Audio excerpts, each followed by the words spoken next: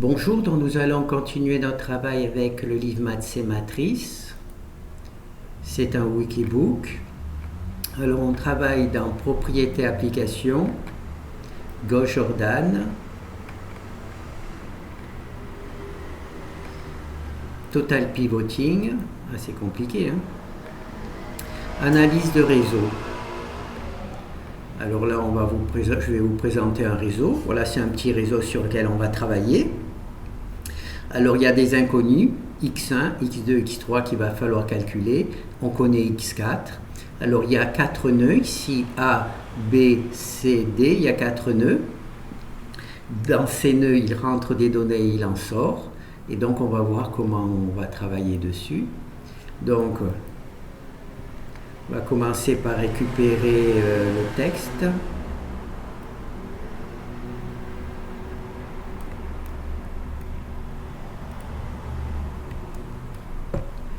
On va réduire.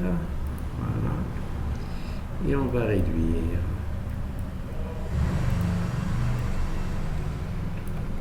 Donc là, on a sur la gauche notre réseau et sur la droite, on voit comment essayer de récupérer les données pour le résoudre. Alors, on va commencer par faire 2 colonnes, une colonne pour les entrées et une colonne pour les sorties. D'accord ? Alors, on a notre nœud A, ici on a notre nœud B et C et D, donc on va commencer par le premier A. Le premier nœud c'est A, donc on voit que X1 et X2 rentrent dans A, donc on le met de ce côté. Et le 50, il sort, donc on le met là. Pour B, on est ici B, alors il y a le 40 qui rentre, et on voit que les flèches pour X3 et X2 sortent. Donc 2x2 plus x3, on le met de l'autre côté.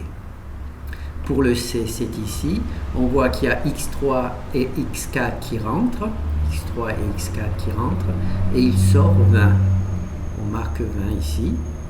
Et pour le D, alors le D, il rentre 30, et il sort x1 et x4. Et il sort x1 et x4, d'accord ? Alors là, on a une valeur qui nous est offerte, c'est x4, donc égale 10, c'est ici. Donc le x4 ici, on le remplace par 10, et le x4 ici, on le remplace par 10. Voilà. Donc là, on a notre petit travail. Maintenant, on va nous préparer à écrire le système linéaire pour pouvoir le résoudre. Alors on va mettre du côté gauche toutes les inconnues et du côté droit toutes les connues, hein, les valeurs connues, les valeurs numériques. Alors ici on a x1 et x2, x1 et x2 c'est bon avec 50. Alors ici le 40 il n'est pas du bon côté, donc on met moins 40. Ici les x2 et x3 ne sont pas du bon côté, donc on met moins x2 et moins x3 pour avoir du bon côté. Alors x3 là c'est bon, là il y a plus 10, donc il va être transformé en moins 10 en le transférant. Le 30 ça va être moins 30 et le x1 ça va être moins x1. Voilà. Ensuite ici on va préparer à écrire notre système, c'est-à-dire que la première colonne on va mettre les x1, dans la deuxième colonne on va séparer. Dans la deuxième colonne, on va mettre tous les x2 et dans la troisième colonne, on va mettre les x3. La quatrième colonne, je vais vous expliquer plus tard. Alors, x1, il est ici et il y en a un autre ici. Donc, et naturellement, il y a 2 zéros puisque là, il n'y a pas de truc. Alors là, il y a les x2. Alors, il y a un x2 ici. Et dans la deuxième ligne, il y a aussi un x2, c'est moins x2. Ensuite, dans la troisième ligne, il n'y a pas de x2. Dans la quatrième non plus, donc on met 0.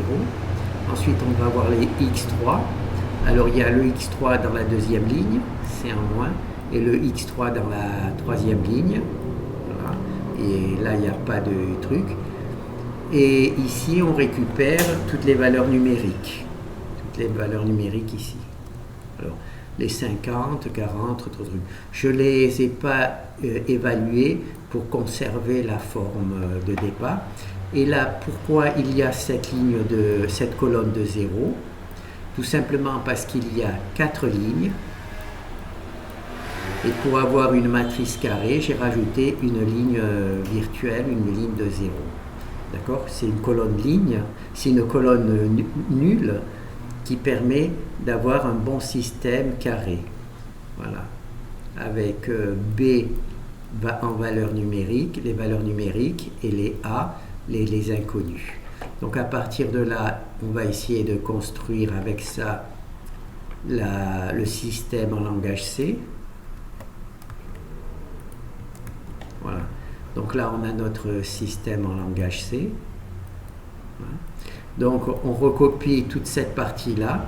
Simplement, on remplace les x1 par 1. Là, il y a moins x1, donc on fait moins 1. Là, les x2, on va aussi les remplacer par 1. Donc là, il y a moins x2, on va faire moins 1. Puisque là, la première colonne, ça va être la colonne des x. La deuxième colonne, ça va être la colonne des x2. La troisième colonne, ça va être la colonne des x3. Et la quatrième colonne, c'est la colonne qui nous permet de rééquilibrer le système pour qu'il y ait bien 4 lignes et 4 colonnes. Et la cinquième colonne, c'est B. Là, c'est le système A. Et là, la cinquième colonne, c'est la colonne DB. Voilà. Donc là, on a reconstruit notre système correctement, AB.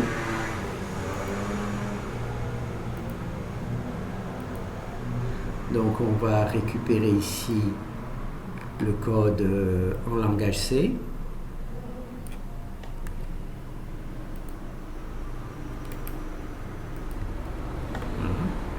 Donc on va récupérer le système que l'on a écrit ici. On va le mettre ici. Voilà. Et donc là, on a nos valeurs, donc on va le résoudre.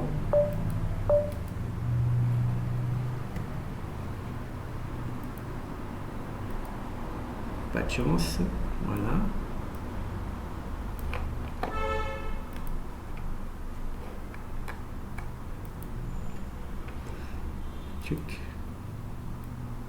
Voilà.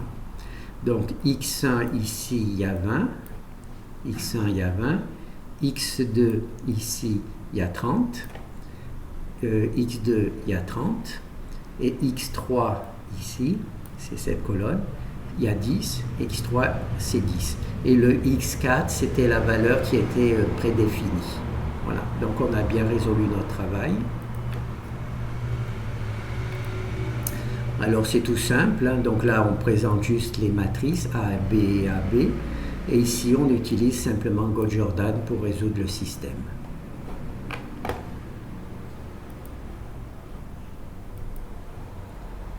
Donc on va essayer de s'attaquer à l'exercice suivant. Donc là on va faire la présentation, donc là ça va être un nouveau système, on va récupérer cette partie-là.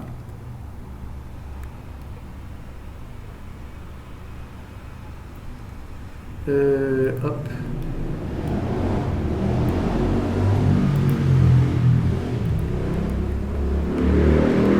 Et on va réduire.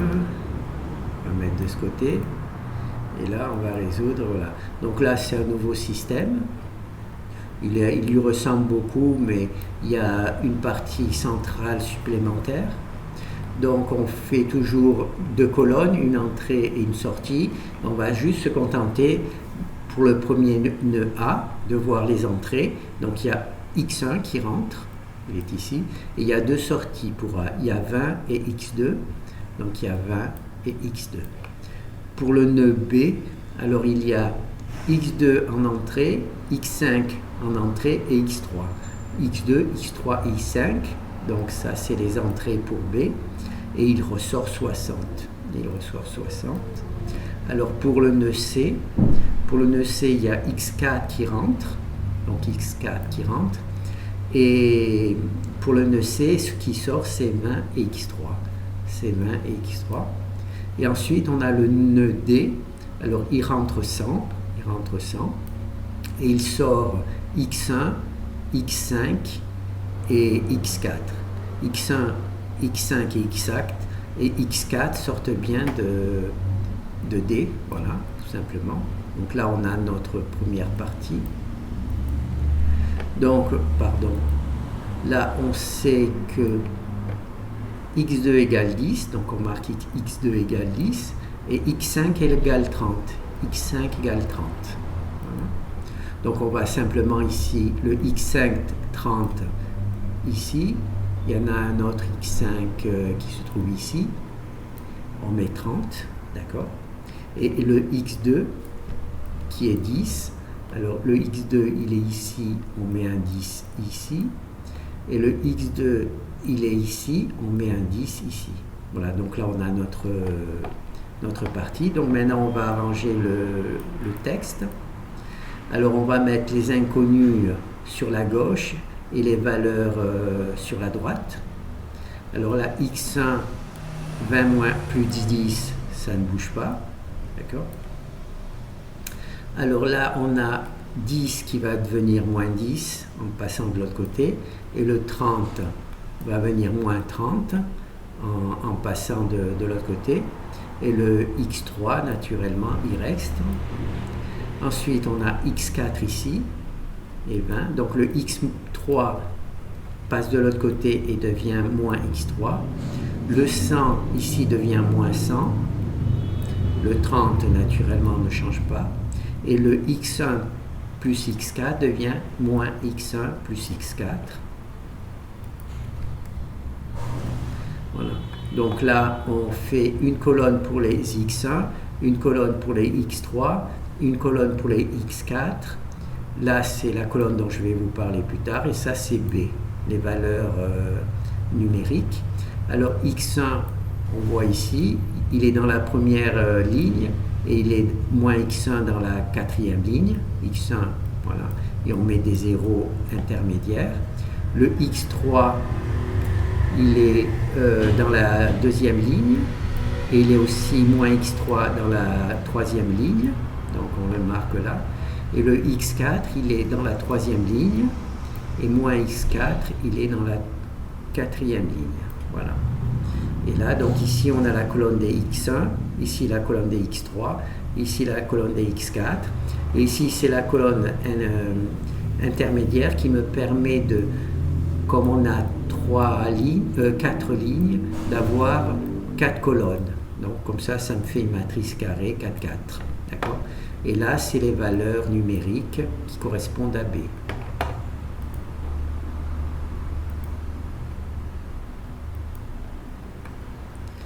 Alors là, on récupère le code C.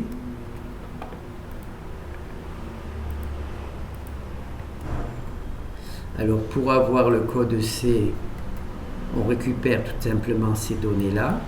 D'accord ? On remplace simplement x1 par 1 et x-1 par moins 1. Pour la même chose, x3 par plus 1 et x-3 par moins 1. Et x4 par plus 1 et x-4 par moins 1. D'accord ? Donc la première colonne, c'est la colonne des x1. La deuxième colonne, c'est la colonne des x3. Et c'est la colonne des x3 parce que c'est écrit ici que c'est des x3. Et la troisième colonne, c'est la colonne des x4 parce que c'est écrit ici que c'est des x4. Voilà. Et ensuite, là, on a les valeurs numériques. Et naturellement, il y a cette colonne-là qui me permet d'avoir une matrice carrée. D'accord ? J'ai rajouté une colonne de 0 pour avoir une matrice carrée. Donc maintenant, on va récupérer, on peut peut-être même garder le code de l'exemple précédent. Ah non, on ne peut pas parce que ici, c'est des valeurs différentes. Donc, je préfère pas prendre de risque. Donc, on va récupérer ici le code.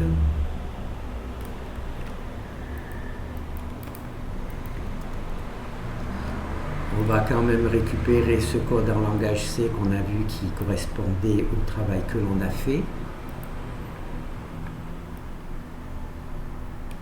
Voilà. Et on va lancer.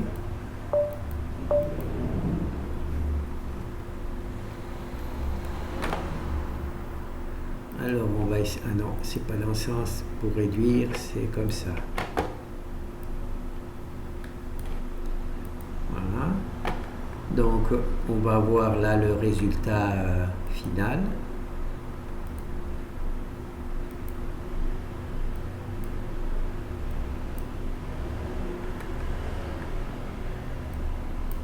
Alors on voit ici que x1 c'est égal à 30. Voilà, le x1 c'est égal à 30, x1 c'est égal à 30. Là on a x3, c'est pas x2, c'est x3. Vous vous rappelez, parce que c'est tout simplement la colonne des x3, c'est égal à 20, donc les x3 là c'est égal à 20. Et là on a la colonne des x4, là c'est la colonne des x4. Voilà. Voilà. La colonne des x4, et là c'est la ligne, on a 1 égale 40, donc x4 égale 40. Alors x1 c'était 30, non c'est x2 était 10 et x5 c'était 30, c'était deux valeurs, x2 et x5 étaient prédéfinies. D'accord ? Et on a bien nos valeurs récupérées.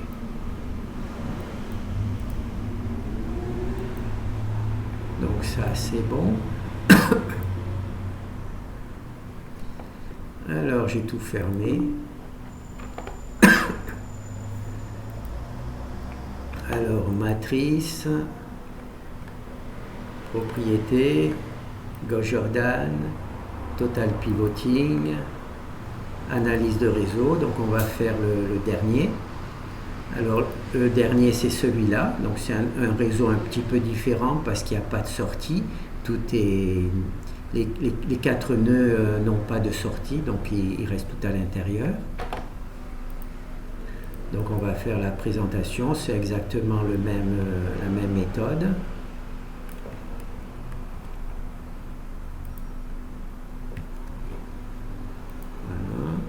Voilà. Alors lui on te ramène ici, on récupère, on réduit, voilà.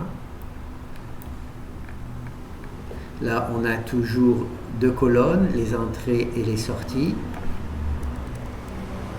Alors on a ici 5 nœuds et donc on va voir, alors le premier nœud c'est A, alors il y a une seule entrée, c'est X1 et il y a deux sorties, X2 et X3, donc c'est marqué ici.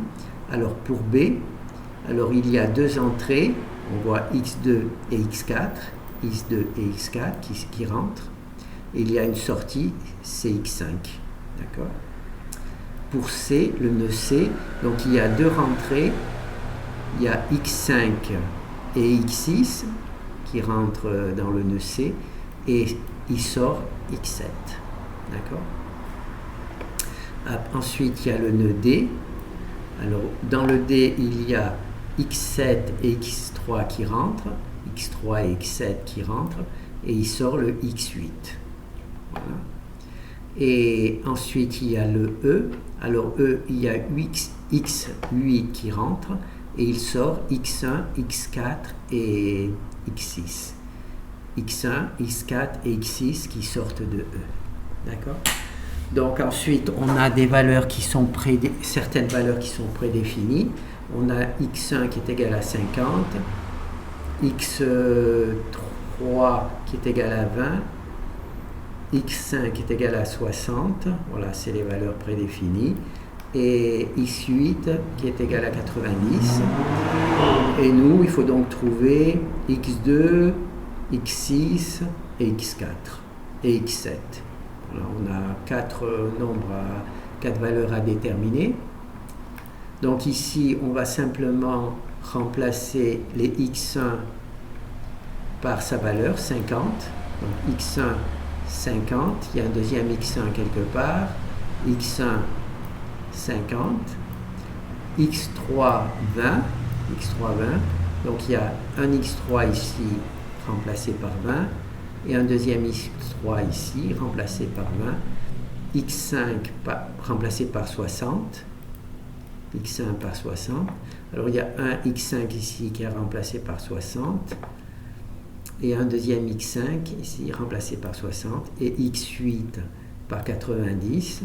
Alors il y a un X8 ici 90 et un X8 ici 90. Voilà. Donc là, on a simplement séparé les valeurs numériques des valeurs non numériques. Voilà. Et à partir d'ici, on a construit notre système, c'est-à-dire qu'on a fait la première colonne, c'est la colonne des x2, la deuxième colonne, c'est la colonne des x4, la troisième colonne, c'est la colonne des x6, et la quatrième colonne, c'est la colonne des x7. Et la dernière colonne, c'est une colonne nulle qui me permet d'avoir une matrice carrée. Il y a 5 lignes et il y a maintenant 5 colonnes grâce à la matrice, grâce à la ligne de 0. Et sur la droite, il y a les valeurs numériques. Et là, finalement, on a notre code en langage C qui consiste simplement à récupérer ce code-là et remplacer tous les x par 1 ou moins 1 suivant le signe qui est déterminé. Alors là, on voit bien, hein, là c'est la colonne de 0, des 2 parce qu'il y a des 2 ici, donc ici c'est la colonne des 2. Là il y a des 4, donc c'est la colonne des 4. Voilà. Ici il y a des 6, donc c'est la colonne des 6. Ici il y a des 7, donc c'est la colonne des 7. Celle-là c'est la colonne des 7. Voilà. Donc on va récupérer le code en langage C. Voilà. Donc on va récupérer celui-là.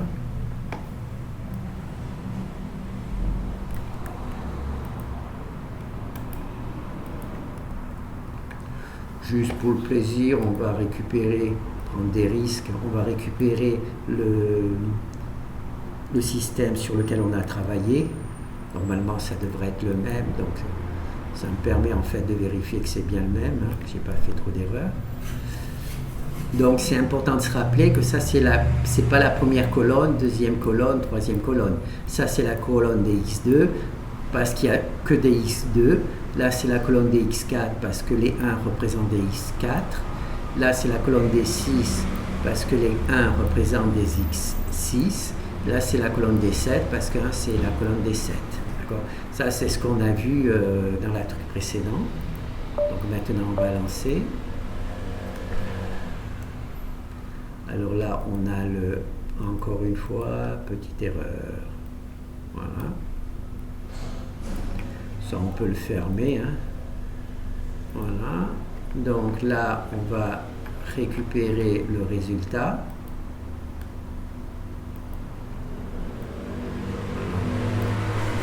Alors, pour x2, c'est cette ligne-là. x2, c'est égal à 30. On a bien ici x2 est égal à 30. Là, c'est x4, hein. La deuxième colonne, c'est x4, c'est égal à 30. x4, c'est bien égal à 30. Ensuite, on a la colonne des x6, hein, vous vous rappelez, parce que toutes les données étaient des valeurs de 6, donc c'est les x6, c'est 10. x6, il est ici, c'est 10. Voilà. Et la dernière colonne, c'est la x7. Et x7 c'est 70 et x7 c'est 70, d'accord. Les x8 on connaissait, c'était déjà défini, x5 aussi était prédéfini et x1 aussi, d'accord. Et donc on a bien calculé les bonnes valeurs. Voilà.